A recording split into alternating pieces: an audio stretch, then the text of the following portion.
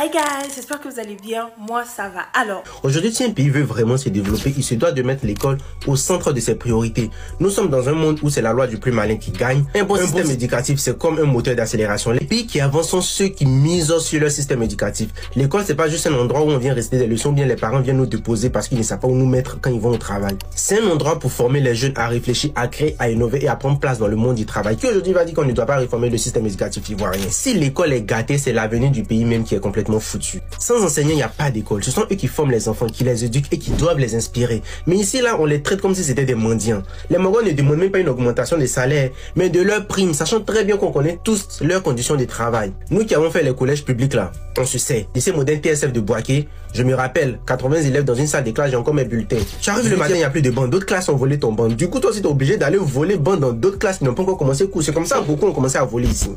Les Mogons ne demandent pas des millions pour partir en vacances. Ils veulent juste qu'on les respecte et qu'on les aide à bien faire leur boulot.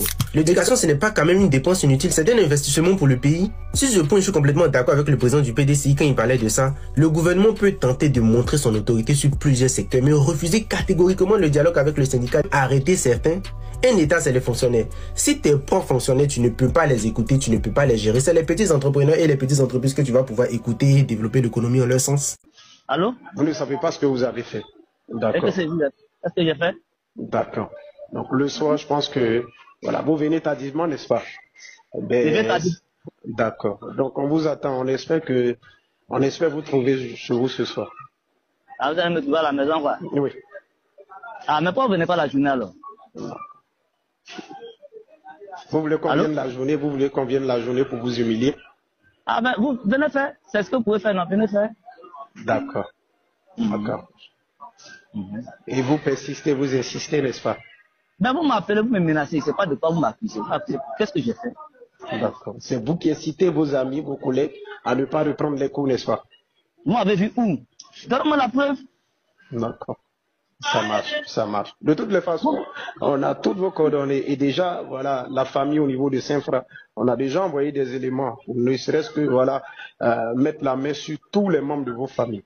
Et je pense que après ça, vous allez revenir à de meilleurs sentiments. D'accord, et après, j'ai compris le message. Vous avez compris le message?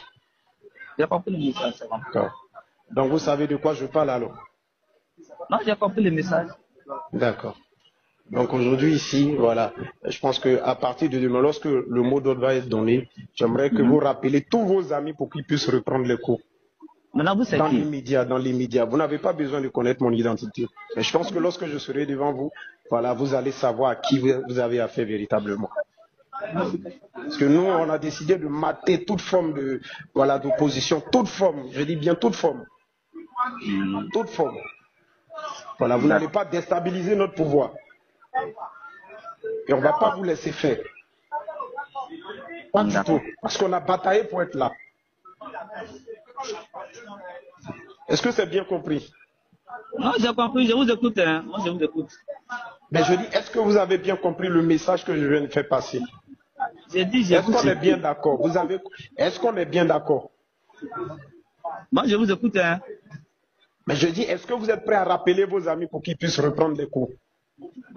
Mais moi, je ne peux pas vous répondre parce que ce que vous me demandez là, moi, je ne sais pas de quoi vous parlez. Vous n'êtes pas instituteur? Ben, si vous m'appelez, c'est que vous me connaissez. Maintenant, moi, je ne sais pas de quoi vous parlez. D'accord. Donc, si vous savez que je sais qui vous êtes, donc vous n'avez pas besoin, on va dire ici, de faire comme vous ne savez pas de quoi je suis en train de parler. Et vous faites partie du syndicat, n'est-ce pas?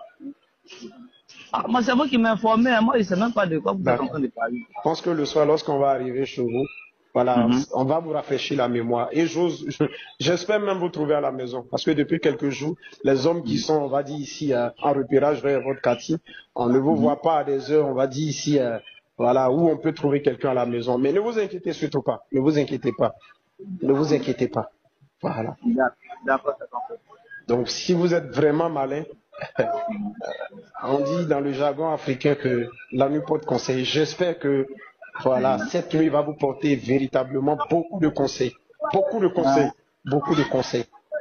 Voilà, vous allez dire adieu à votre matricule et je pense que voilà, la maison d'arrêt de correction va vous recevoir également. Voilà, nous on sait le faire, on sait le faire. On sait faire ce genre de job. On sait faire ce genre de job. D'accord, ça va. Allez. Donc, bonne soirée. Bonne soirée à vous. On s'est dit à ce soir. Et j'espère vous trouver. Si vous êtes vraiment garçon et vous pensez continuer, on va dire, ici cette lutte-là. On se donne rendez-vous ce soir. Ce qui se passe dans notre pays est très grave.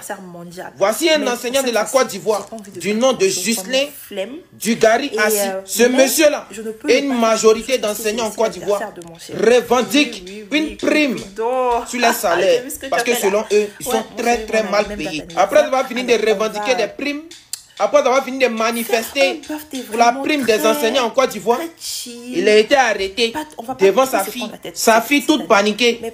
Elle fait une vidéo pour nous expliquer comment ils ont arrêté son papa. Elle dit qu'ils sont venus aux environs de 1h du matin en civil. Et ils ont tapé la porte, elle a demandé c'est qui.